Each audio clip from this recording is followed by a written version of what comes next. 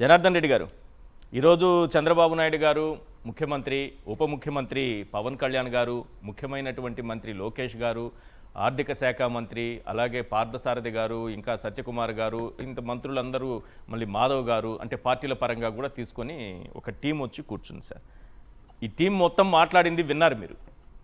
అవును సార్. ఇందులో CBI charge షీట్లో చెప్పినటువంటి అంశాలను నిజంగా వాళ్ళు ప్రస్తావించారా?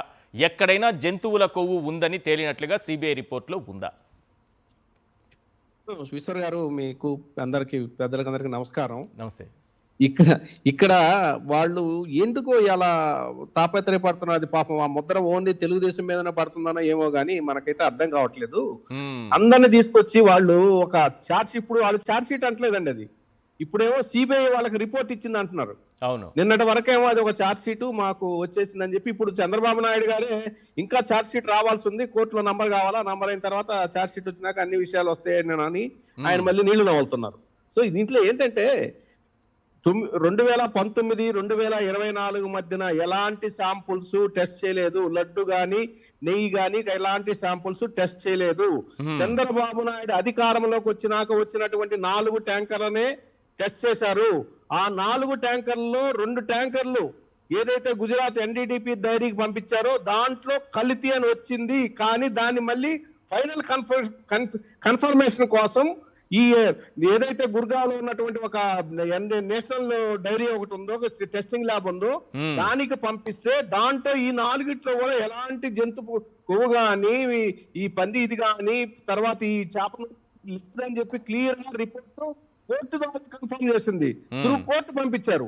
వీళ్ళేమో వ్యక్తిగతంగా టీటీడీ ద్వారా పంపించిన రిపోర్ట్లేమో అలా చెప్పుకొచ్చారు. అది కూడా చంద్రబాబు నాయుడు పీరియడ్ లో, ఈ చంద్రబాబు నాయుడు పీరియడ్ లో కూడా ఇలాంటివి ఏమీ కలవలేదు అని చెప్పి ల్యాబ్, సెంట్రల్ గవర్నమెంట్ లో ఉండేటువంటి కంట్రోల్ ల్యాబ్ నిర్ధారించింది. అవి ఏమీ చెప్పట్లేదు. అది పేజ్ నెంబర్ 35 వీళ్ళు ఏదైతే చెప్తున్నారో అది ఛార్జ్ షీట్ వీళ్ళకి ఎలా వచ్చిందనేది అది చెప్పకుండా ఆయన కొన్ని పేపర్లు అయితే వాళ్ళు రాశారు. ఛార్జ్ షీట్ ని సిబిఐ డైరెక్టర్ వాళ్ళకి పంపించారు. సిబిఐ డైరెక్టర్ వాళ్ళకి అడ్రస్ చేసి లెటర్ రాసి ఛార్జ్ షీట్ ఆయనకి పంపించినట్టుగా కొన్ని పేపర్లు రాసుకున్నారు. అది ఎట్టి పరిస్థితుల్లో జరగదు. ఎందుకంటే ఒక అత్యున్నతమైనటువంటి ఒక దర్యాప్తు సంస్థ ఛార్జ్ షీట్ ని సీల్డ్ కవర్ లో కోర్టులో ఇస్తుంది. కోర్టు ఆమోదించిన తర్వాత అంటే కాగ్నిజెన్స్ అంటారు టెక్నికల్ గా, లీగల్ గా. నిన్నటి ఈనాడు, ఆంధ్రజ్యోతి దినపత్రికల్లో రాసినటువంటి వార్త ప్రకారం ప్రభుత్వానికి సిబిఐ రాసినటువంటి లెటర్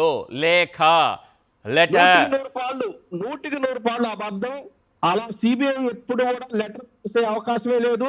పర్టికులర్ గా సిబిఐ ఛార్జ్ షీట్ అనేది కాన్ఫిడెన్షియల్ గా ఉంటుంది. ఎప్పటి వరకు పబ్లిక్ డాక్యుమెంట్ ఎప్పుడు అవుతుంది? అది నంబర్ అది సిసి నంబర్ అయినప్పుడు, సిసి నంబర్ తర్వాత దానికి ఒక పబ్లిక్ డాక్యుమెంట్ గా సీలు కోర్టు ద్వారా వచ్చినప్పుడే ఛార్జ్ షీట్ కి అథెంటికేషన్ ఉంటుంది. ఛార్జ్ షీట్ లో ఓన్లీ రిపోర్టే ఉండదండి. ఛార్జ్ షీట్ లో సాక్ష్యాలు, నమోదైనటువంటి మెటీరియల్ మొత్తం అన్ని కూడా టోటల్ గా ఒక పెద్ద బండిల్ వస్తుంది.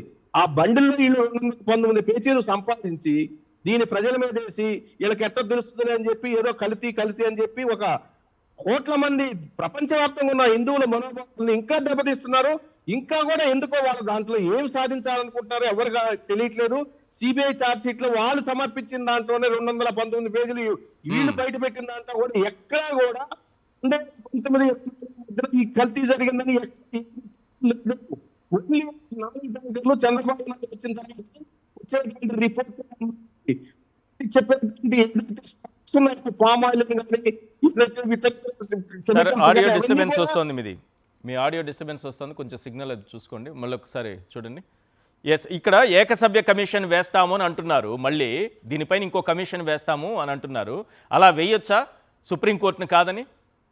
సుప్రీంకోర్టు క్లియర్ గా 9వ తారీఖులో సుప్రీంకోర్టు ఇచ్చిన జడ్జిమెంట్ లో అత్యున్నత committee this is the final investigation agency అని క్లియర్ గా రాసింది. కాబట్టి ఈ బ్యాటిల్ ని మీరు పొలిటికల్ గా వాడొద్దు. హిందువులు రిపోర్ట్ ఇచ్చి కోర్టులో సబ్మిట్ చేసే వరకు కూడా ఇలాంటివి ఇది చేయొద్దు అని చెప్పి క్లియర్ కట్ గా సుప్రీంకోర్టు వ్యాఖ్యానించింది. వాళ్ళు దాన్ని పక్కన పెట్టి వెంటనే ఎంతసేపటికి కల్తీ అని ఇంకా కూడా మళ్ళీ తీసుకొస్తున్నారు. ఈ మధ్య 2 ఇవాళ నుంచి పడుతుంది. శ్రీశైలంలో కల్తీ జరిగిందని చెప్పి కొత్త విషయాలు ఏమి